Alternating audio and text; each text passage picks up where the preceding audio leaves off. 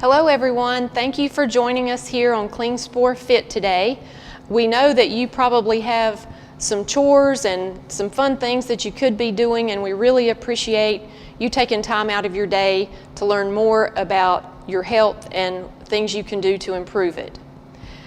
First of all, at your request, we've reached out to our partners at the counseling group, and they have an awesome program for us tonight. We have two of their counselors, each talking about a different subject about our mental health and our mental wellness.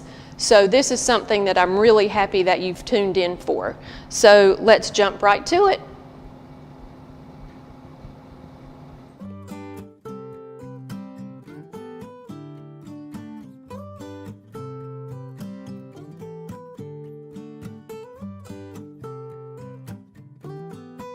Hello, my name is Janine Webb, and I am the practice administrator at the counseling group, which is the Employee Assistance Program, or EAP, for Klingspor employees.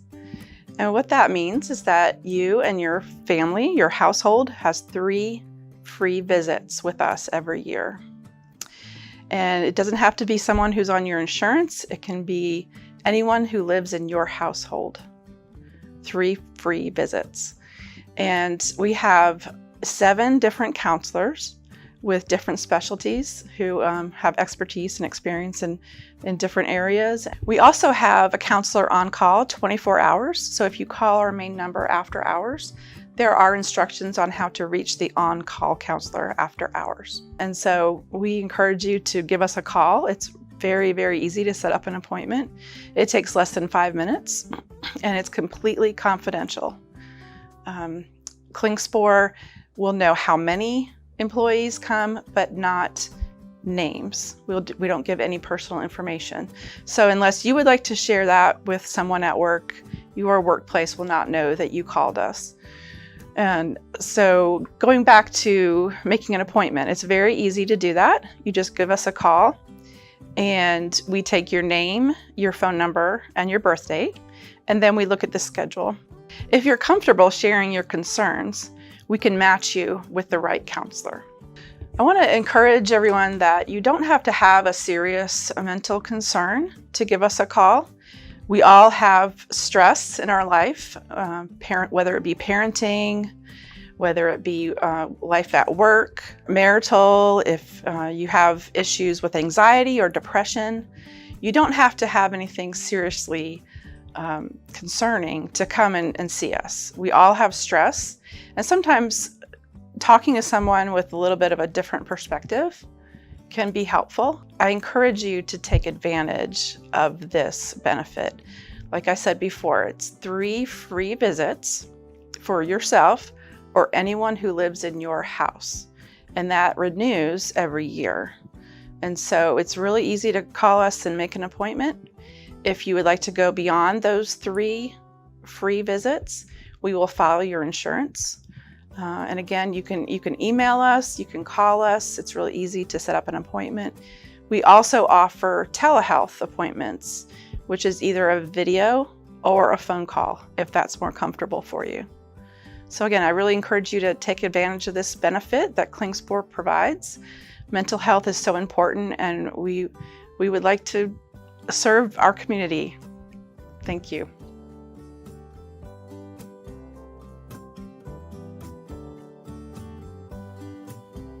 My name is Suzanne Trollin, and I am a partner, one of the owners here at the counseling group. I've actually been with the counseling group for over 20 years, which is kind of crazy to say, but it is a good way for me to introduce the topic that I wanted to talk about today, which is warning signs and prevention strategies for mental health issues. Over the last 20 years, there have been some significant changes in how we view mental health, and even the fact that mental health coverage is incorporated into insurance plans, much more integrated than it was 20 years ago. We have really kind of changed the way that we view mental health, and even starting to call it behavioral health as well as mental health, recognizing the fact that what's going on in our brain and nervous system is going to affect how we interact with other people and how we behave in general. I like to provide the education for people that your brain and nervous system is an organ system in your body, just like your cardiovascular system or your digestive system, and we need to take care of it in a very similar way. The things that might be indicating to us that there's an issue with mental health could be related to either hereditary or environmental factors that are affecting us. So the hereditary factors are identified through our genetic material, which is passed from our parents and our grandparents. It's really helpful to know a person's family history when we're trying to assess how they're doing. Unfortunately, family history in the mental health area is often not well known due to poor identification and treatment of mental illness. Mental illness has often been denied or masked with substance use issues. So the shame that is associated with mental illness is largely due to kind of a historical understanding that it was more of the environment that contributed to mental illness. A lot of blame was put on parenting and particularly on the relationship with a mother. And so there was a lot of covering up of what was happening and just reluctance to admit that there was a problem. So in the new modern age, with recognizing that mental health is part of your physical health, we really are paying attention to physical signs and symptoms when we're looking for warning signs that a person is not okay. Primarily, we look at sleep and appetite as indicators of how well a person is doing. And we look for changes in either of these two things, as well as some other behaviors to see what's going on. With sleep, sometimes people sleep more than they ordinarily would, and sometimes they sleep less than they ordinarily would. Either one can be an indicator of depression or anxiety. And with your appetite as well. Sometimes people eat more than they ordinarily would, kind of comfort eating or binge eating. And sometimes they feel like they don't have any appetite at all and they really don't want to eat and might be losing weight. So these are things that a person who works alongside somebody or who lives with somebody might notice as an indicator that the person is struggling with depression or anxiety.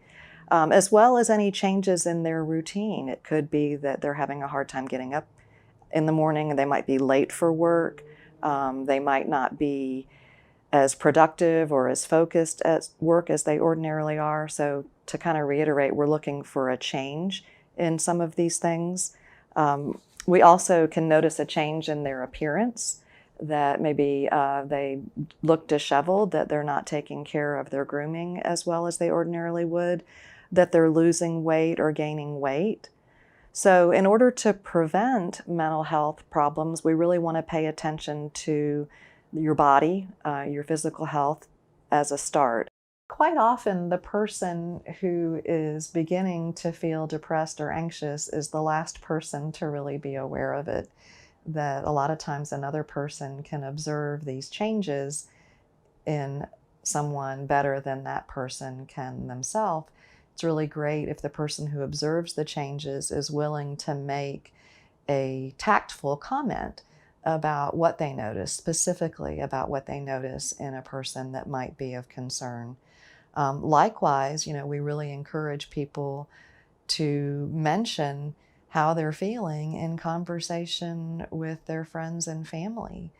Just simply voicing how you're feeling is something that can help you to feel better, can help you to get support and encouragement for any of the changes that you might need to make with your nutrition, sleep, physical activity.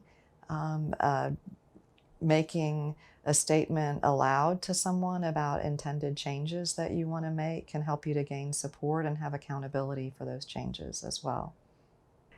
I like to encourage a focus on nutrition as the first place that we go. I can't put enough emphasis on how important nutrition is to mental health. Getting back to the idea that your brain and nervous system are an organ system in your body and really needs good fuel in order to function well.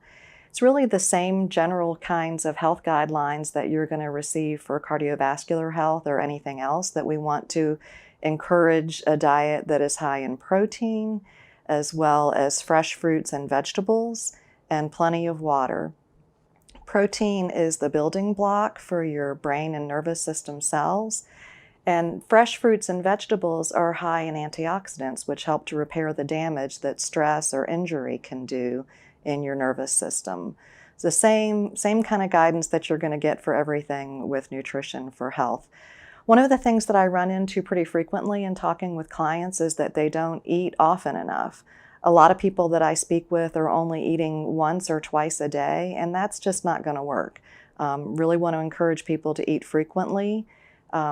Certainly consult your doctor for any specific kind of nutritional guidelines that you might need. I know that there are some trends towards doing intermittent fasting, but all of the brain health information that I have learned over the years indicates that a person should eat something within about 2 hours of getting up in the morning, and that they shouldn't go more than about 4 hours without eating something while they're awake. So I encourage people to carry water with them wherever they go. Also to be well informed about what kind of snack food is going to be helpful for you. And I carry things along with me like trail mix or protein bars to help me to get through a day when I might not have time for a regular meal. The next thing that we talk about when we're looking at preventive factors for mental health issues is good quality sleep. This is really important because sleep is the time when your body is healing and regenerating and restoring itself. There are a lot of things that can interfere with our sleep, and one of the biggest ones that people talk about now is screen time. There's a recommendation that you separate screen time from sleep by at least 30 minutes in order to give your brain and nervous system a chance to really settle down and relax. Even when we're doing things that are pleasant and relaxing with technology, it tends to be overstimulating for your nervous system, and you're going to need some time to settle down. Other things that are very helpful for getting good quality sleep are trying to stick with a pretty solid routine. If you don't fluctuate the time that you go to bed and the time that you rise more than an hour or so during weekdays and maybe 2 hours on the weekend, that's going to be really helpful for you. Physical activity is another thing that's really important for brain and nervous system health. Certainly exercise, working out is going to be a great thing that helps to prevent stress and anxiety, but general movement throughout the day is also really important. Even if you don't enjoy working out or don't have an opportunity, using those old tried and true practices like parking farther away from the door, taking the stairs instead of the elevator, if you have an elevator that you use in Hickory, which is kind of rare for us, but just moving and bending and stretching as much as you can throughout the day. It's going to be very helpful, beneficial to your nervous system. The last thing that I want to talk about as a coping strategy or even prevention for mental health problems is medication. And medication has traditionally been viewed as kind of a last resort in coping with mental illness. It certainly can provide a lot of relief from depression and anxiety. But for a person who has a chronic mental health condition, medication can also be seen as a preventive measure for a recurrence of depression or anxiety, or else for making a future episode be less severe. There are two basic types of medication that we talk about in mental health that are dealing with depression and anxiety. One of them is an antidepressant, and that's the type of thing that is more often seen as a preventive kind of medication. These medications are taken daily and have to build up in your system, and they help your body to utilize the serotonin that's already there to function more smoothly and effectively. The other medication type that's prescribed for anxiety is an anti-anxiety medication that is a sedative, and those things are used to help to relax somebody or to decrease their agitation when they're already really stressed. So medication can be a very helpful thing and is much more well understood and accepted now than it was 20 years ago when I first started practicing. There are other areas that we look at that can help people to prevent problems with mental health, and those are behavioral things. We're really looking at how you spend your time. Are you doing things that help you to feel better? Are you doing things that are contributing to feeling worse? And can you make a connection between those things? Sometimes we're not really aware of the habits that we have and the ways that we spend time and whether they're really helpful or not. So we can talk about that as an assessment. The two most common things that come up when I'm talking to somebody about their habits and their behaviors as far as mental health go are the screen time issue, which is really huge, and I addressed that a little bit. Encouraging people to do less, particularly on the days that you work or the days that you're in school, if you're using technology a lot for work or school, to maybe decrease the amount that you're doing for your leisure time. There's also a pretty strong connection between social media and mental health issues. There seems to be a lot of anxiety that's associated with social media and trying to keep up with what other people are doing, and also some depression that comes with feeling left out with what's going on in social media. The other thing that comes up when we talk about behaviors with coping strategies is people pleasing. It's amazing to me how much of our time can get caught up in doing what we believe that other people expect of us rather than doing things that are good for our own health. And so we can take a look at how much our behavior actually impacts other people and putting a little bit more emphasis on doing what is healthy for us. The last thing that we look at in preventing mental health issues is cognitive coping strategies. This is where we spend most of our time in counseling, really trying to make a connection between what we think and how we feel. Whenever something happens in our life, we have a very brief moment where we have a thought about what's happening before we have a feeling. And it's the thought that leads to the feeling. We actually have some control over what we think. We may not believe that we do. A lot of times people believe that their thoughts are automatic. It's something that I've always thought, or something that I've been taught to think. And it's very powerful to learn to think in new and different ways, to have a more positive thought process rather than negative. You know, I think that the physical aspect of mental health is really important, just really recognizing that you're taking care of your brain just in a similar way that you would take care of your heart. Most of the things that I addressed in my lesson today, or my conversation today, had to do with kind of ordinary mental health issues, dealing with depression and anxiety. People talk a lot about things that are more serious, a little bit more difficult to treat, like bipolar disorder, panic attacks, or obsessive compulsive disorder. Those things are actually really pretty rare. It's not something that you're very likely to see in yourself or another person that you know. And so it's something that you're going to want to talk to a professional person about, but just recognizing that anxiety and depression are everyday mental health issues that people who are ordinarily very healthy people might struggle with during periods of transition in their life when something extraordinary is going on.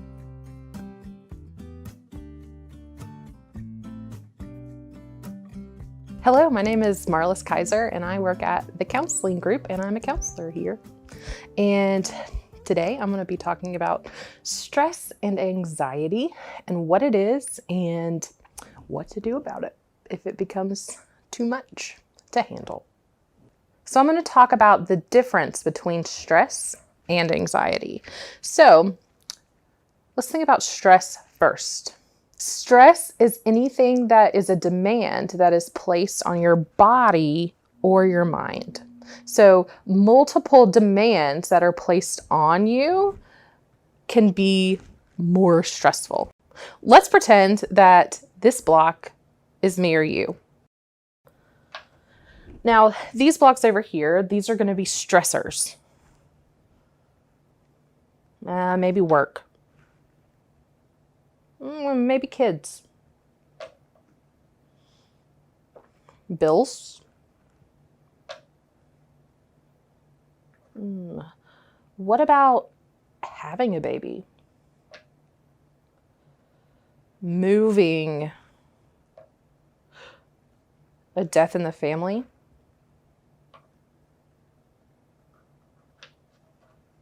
New job. Promotion. An annoying coworker. All of these blocks are pressures that are put upon this one person. So, the amount of stressors you have depends on the person and what situations this person is in on the bottom. Now let's think about anxiety. A lot of times we think of stress and anxiety being the same thing, but they're not. So anxiety is a reaction to stressors. So we're going to think of anxiety like this sound machine. Anxiety is that response to those stressors in the form of worries or fears. And it's like volume. So instead of that pressure stacking, it's volume. Like this. So maybe this is worrying that the new job will be too hard. Worrying whether you'll do a good job. Worrying that a new baby will be really hard. Worrying that sending your kid off to college, maybe they'll get hurt.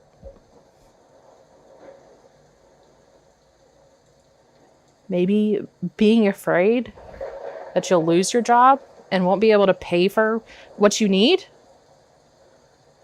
That volume becomes louder.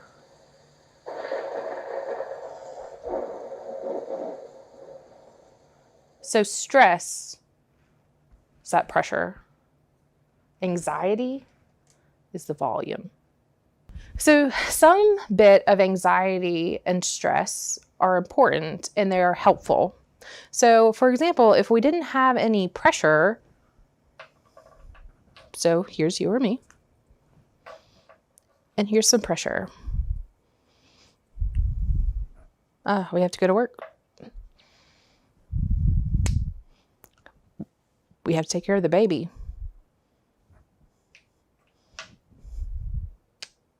We have schoolwork. And there wasn't a little bit of anxiety saying, if I don't get this done, I don't make money. Or if I don't study for this test, I'm not going to pass. If I don't prepare for this meeting, then we don't get much accomplished. So a little bit of pressure and stress is helpful to motivate us to do the things that we need to do. It's when it becomes too much when there's a problem. When stress and anxiety become too heavy or too loud, certain things begin happening. So avoiding things is a big sign. So maybe you have a lot of stress at work and there's a lot of anxiety. Maybe you start avoiding work or calling in sick. That's a sign that you may be stressed too much and you may have too much anxiety. That's also a sign to employers that your staff may be too stressed or too anxious, or they may be too much on your employees' plates. Another thing is also a consistent worry. So if you find yourself not being able to control worry or turn it off, that's a sign that anxiety is too loud. It's interfering with your life. Another one is also sleep disturbances. If you're noticing that you're having trouble falling asleep or staying asleep due to anxiety, if you can't turn your brain off, if you are consistently thinking about work or work-related things or stressor-related things, then that's a sign that anxiety is too loud or those stressors are too heavy. Anxiety and stress also have physical symptoms as well as mental and emotional symptoms. So a couple physical symptoms that you might experience if you are experiencing too much stress or too much anxiety would be muscle tension, sweating, stomach aches, nausea, vomiting, gastrointestinal issues, change in bathroom habits, like you might go to the bathroom more frequently or have diarrhea. All of those issues can stem from anxiety. And which is pretty interesting, because if you go to your doctor and they're like, I can't figure out anything that's wrong, you might think about and check in with, okay, how stressed have I been? Is this anxiety? There's always a possibility that that could be the case. Rapid breathing, increased heart rate, sweating, and things like that are also other physical symptoms of anxiety that is too loud and stressors that are too heavy. Mental and emotional symptoms of stress and anxiety might be trouble concentrating, restlessness, irritability, or even changes in how much you want to spend time with your family, or sense of hopelessness or despair. And this signifies a problem with that anxiety being too loud, or that stress being too heavy. So some causes of stress and anxiety, like we talked about with our blocks, might be any kind of change that happens. It can be the birth of a baby, the change in a job.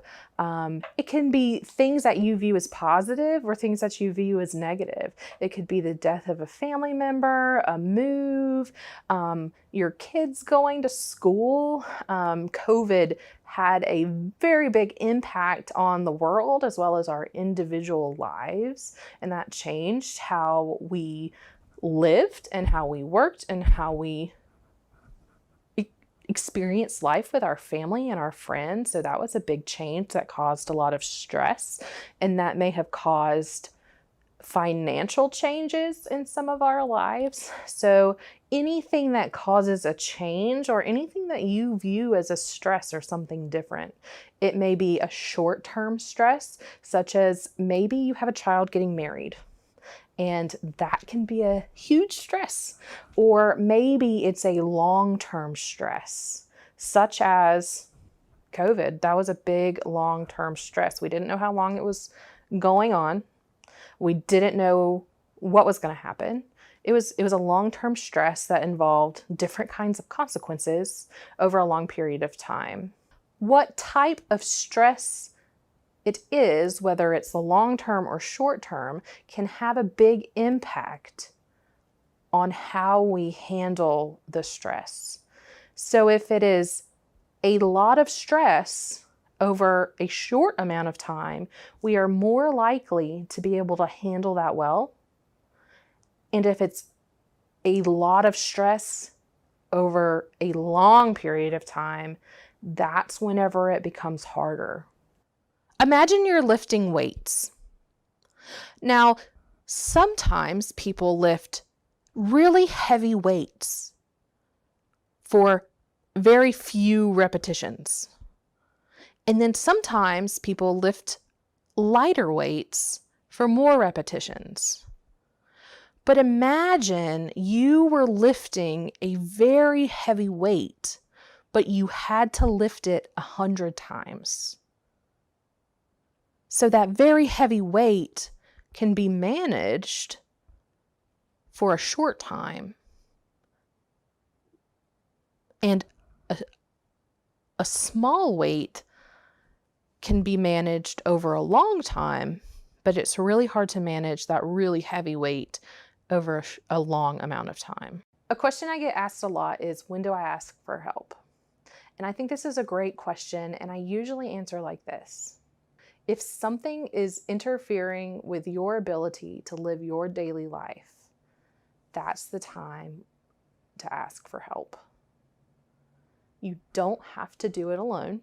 You don't have to suffer in silence. There are places where you can go to get the help you need. So if you're experiencing that stress that is too heavy for too long, or anxiety that is too loud,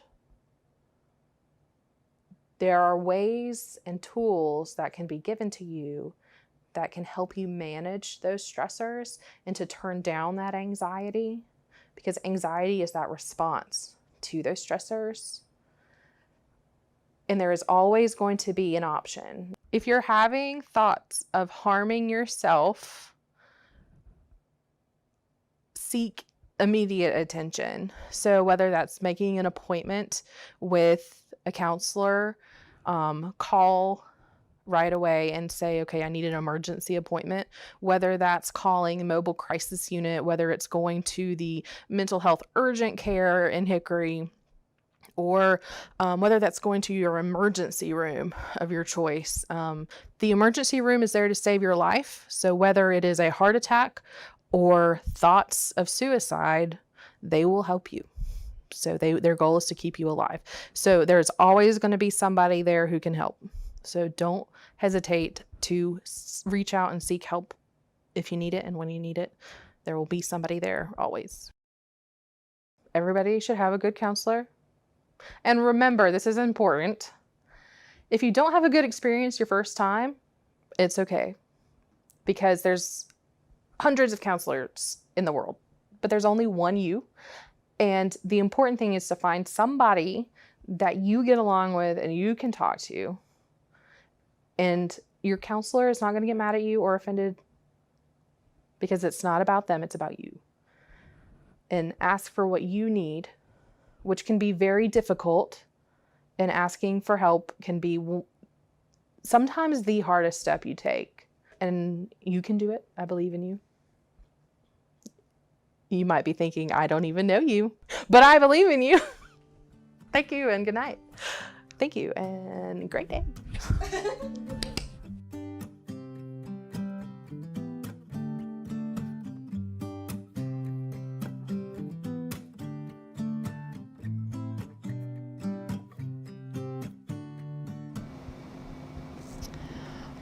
Boy, the counseling group is really speaking the same language as KlingsporFIT when it comes to wellness. For example, the annoying coworker. Like, here is my Jenga wood block, and this is for Haywood Easter.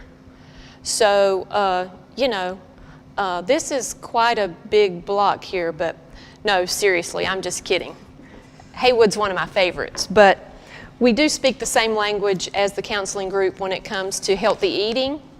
And the counselor mentioned trail mix, and we even have a trail mix here in the company at the micro markets that is from our good friends at Blue Mountain Organics, and this is only $3.95. So this is a little bit of a sales pitch, but mostly it's just so that you're aware that we have these healthy options, whether it be a mini meal or a snack, that are available for you here at the company.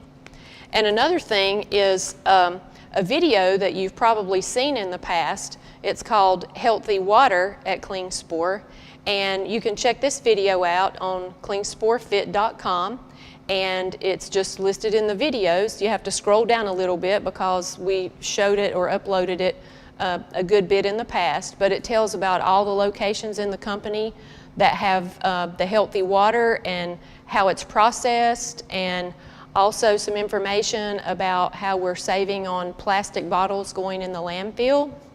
So please check that out. But this is valuable information, and please take advantage of these 3 free visits for you or anyone in your household. And then if you want to continue going to these folks, you can certainly do that within the boundaries of the insurance coverage or on your own. So moving on, we want to share with you some vegan oatmeal cookies, and these are from our own Corinne Probst, who is also known as the Cake Lady. She works down in belt making manufacturing, and we did a little taste test here in the company without telling anyone what the ingredients were, and I think that if you were to poll any of the folks in the office who got a little bite of the cookies, that they'll tell you that they were delicious. So here's Corinne.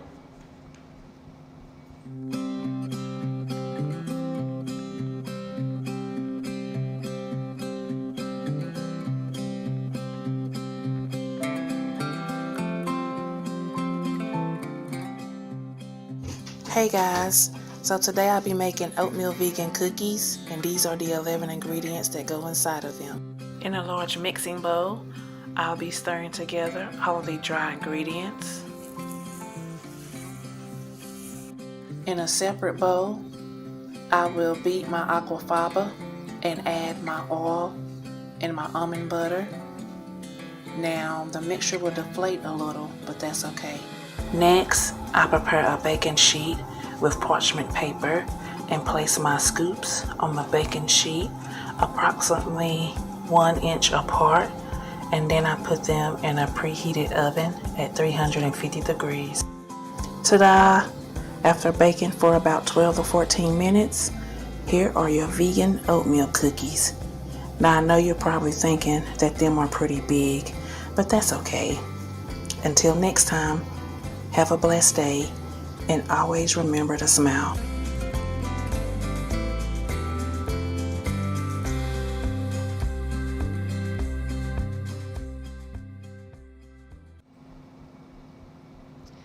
Corinne is so sweet. We love her, and we love her willingness to do some baking for us here at KlingsporFIT, and she always does a great job, even though it's a little bit outside the realm of her normal baking, which probably includes super sugary icing slathered on a cake, but she does a great job, and she's a great person. So moving on to the exercise portion of our program today, we're featuring Elizabeth Powell as usual, and as promised a few weeks back, today's segment with Elizabeth is exercises for folks who ride in their cars all day, specifically for our sales reps. Here's Elizabeth.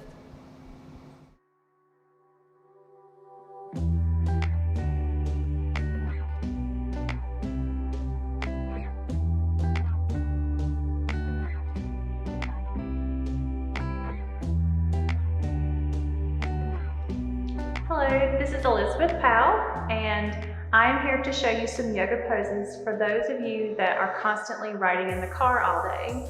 So with riding and getting out of the car every day, getting in and out, you probably notice a couple of issues coming up, either with your upper back or with your lower back.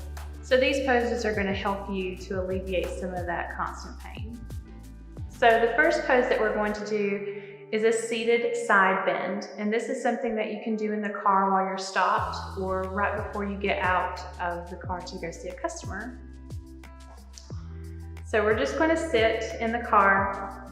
You pretend like my chair is my car. So sit up nice and tall like somebody's lifting you up through the crown of the head. And so we're just going to take our arms up overhead and just kind of interlock our elbows. Okay? So we're going to inhale, and as you exhale, lean over to one side. And then inhale, lift, and then exhale over to the side. And you can do this as many times as you want to. Just make sure that you inhale as you lift, and exhale as you bend. And then inhale, come back to center, and release your hands. So this is perfect exercise to stretch the side body. It will help with the shoulders as well as alleviate some of that back pain.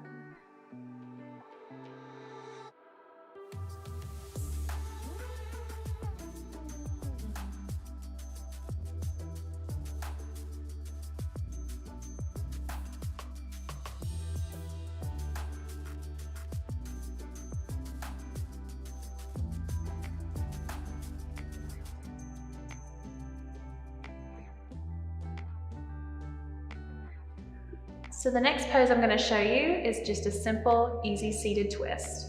And again, you can do this in your car while you're stopped or right before you're getting ready to go see a customer or maybe at your lunchtime. So again, sit up nice and tall. And so you're going to want to take your right hand and place it onto the back of your car chair or maybe onto the side, whichever is comfortable for you. And then bring your left hand over onto your right knee. So you're going to inhale, lift through the crown of the head, and then exhale, twist, looking over to the right. And then inhale, come back to center, release. And of course, you're going to do it on the other side. So bring the left hand to the back of the chair, right hand to left knee, Inhale, lift, and then exhale, twist.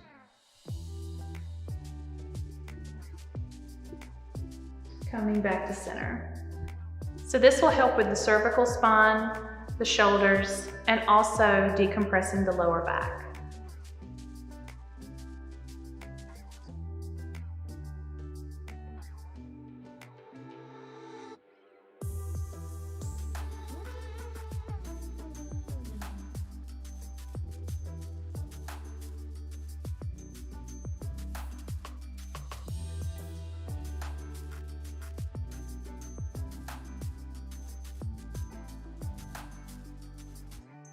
So the next pose that we're going to do is the seated cat-cow pose. This is going to stretch out your neck and shoulders as well as create some space between the vertebrae of your spine. So we're just going to sit and have our hands on our knees. And again, inhale, lift through the crown of the head. And then as you exhale, round the spine and tuck the chin. And then inhale, lift. Shoulders down away from the ears, and actually look up towards the ceiling of the car. And exhale, round. And inhale, lift. Look up. And then come back to neutral.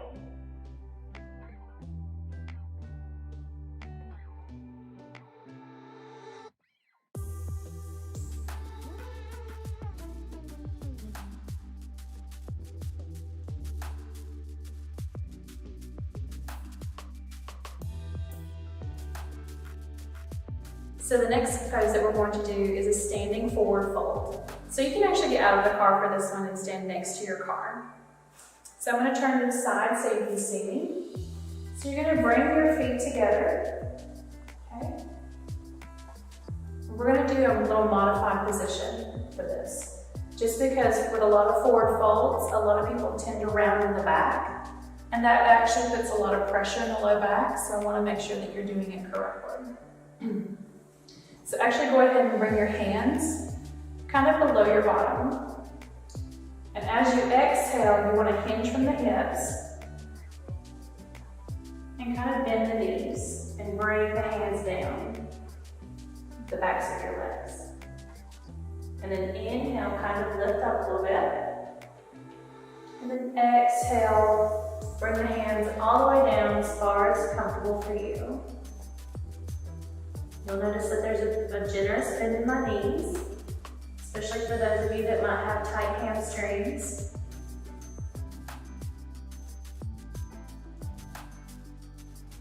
But you'll notice that I'm not rounding in the spine. My core is engaged. My shoulders are down away from my ears. And you're going to inhale, engage the core, and slide the hands back up the legs to the starting position. So that actually decompresses the cervical spine and creates space between the vertebrae as well, alleviating a lot of lower back pain and the hamstrings.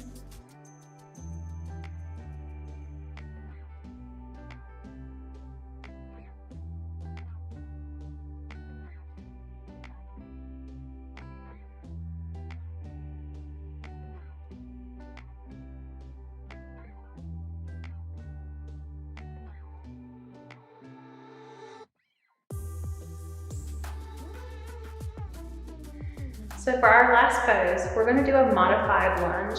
So again, you're going to come outside of the car. And this is my pretend car. So you might want to maybe open the car door and put your foot sort of like on the floorboard maybe, or kind of like on the running board of your car. So just go ahead and bring your foot to that spot. And my hands are on my pretend top of my car. And you're gonna have the other foot back, and then just kind of press forward.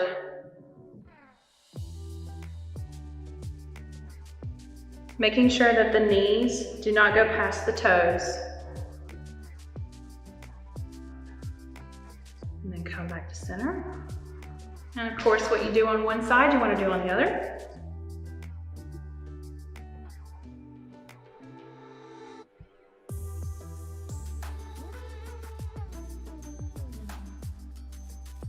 and then come back to sit. So that actually stretches the hamstrings and the quadriceps.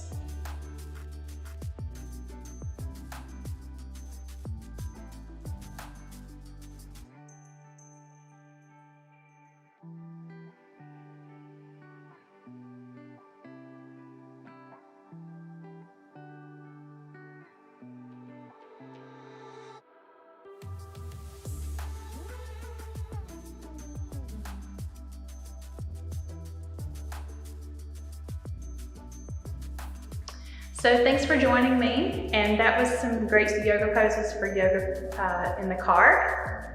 Again, make sure that you're stopped whenever you're doing these positions. You can do that before you start your route, or whenever you come home, or maybe during lunch. But that's going to be a really great way to alleviate a lot of back pain and upper back pain. And also check out the yoga videos for those people that sit a lot, because these are yoga poses that you can do whenever you actually get home.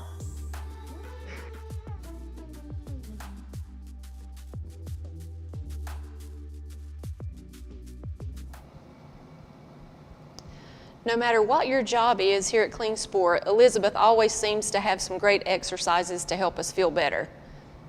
So now we want to share with you a video that we showed at our last session, but we think a lot of people were on vacation because our attendance was down. And this is a really cool video. We're out poolside grilling some all-American vegan brats, and we just hated for you to miss this. Of course, our videos are always available on KlingsporFIT.com, but this is really important and we thought you would enjoy it. So here are the brats.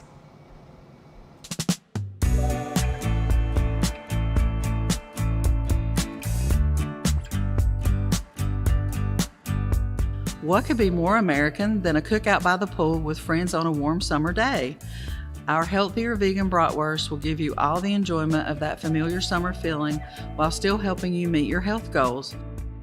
With the base of your brat being garbanzo beans, pinto beans, brown rice, and rolled oats, this recipe is all clean, all plant-based, and no junk.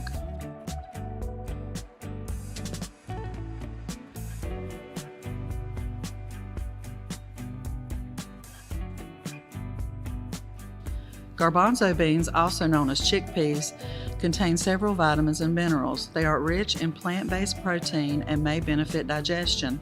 Chickpeas can be used in many different recipes, so they are a great staple to have in your pantry. Tomatoes are the major dietary source of the antioxidant lycopene, which has been linked to many health benefits, including reduced risk of heart disease and cancer. They are also a great source of vitamin C, potassium, folate, and vitamin K. Pinto beans are rich in protein, fiber, vitamins, and minerals. These nutrients improve heart health, and the high number of antioxidants lowers the risk of heart disease. Oats are a great source of important vitamins, minerals, fiber, and antioxidants. They support a lower blood pressure and improve blood sugar control. There are several other benefits that go along with these ingredients, so this is a treat that you can feel good about. To make these brats, start by draining and rinsing the beans. Place them in a bowl with rice and oats and mash until you have a mixture of half and fully mashed beans. Dice the tomatoes, peppers, and onion and add them to the bowl. Stir until well combined, then let it rest in the fridge for a minimum of 15 minutes. In the meantime, you can fill a deep plate with warm water. Once 15 minutes has passed, take the mixture out of the fridge and prepare to form the brats. To make them into their classic link shape with skin, place a rice wrap in the warm water for a few seconds. Then lay it on a flat surface and fill it with your bean mixture. Form into a roll shape in the center. Next, fold in the bottom and sides of the paper, then roll tight.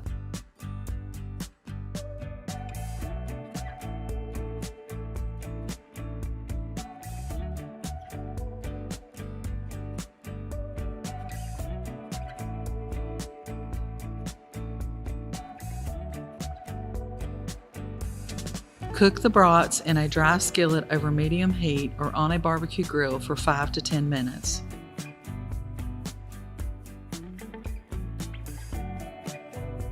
Rotate them every 1 to 2 minutes until the rice paper becomes crispy. Serve on a whole grain hot dog bun and load up with fixings of your choice.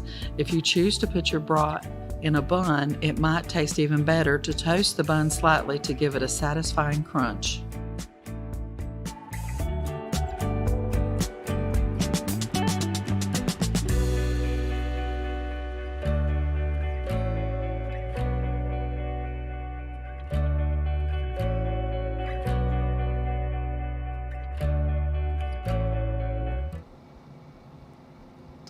Well, that's our program for today. We hope that you enjoyed the content, and we also hope that you enjoyed the new platform on YouTube. Click like and subscribe to the channel if you would like, and then it'll be on your notifications. We hope you have a great evening, and we'll see you next time.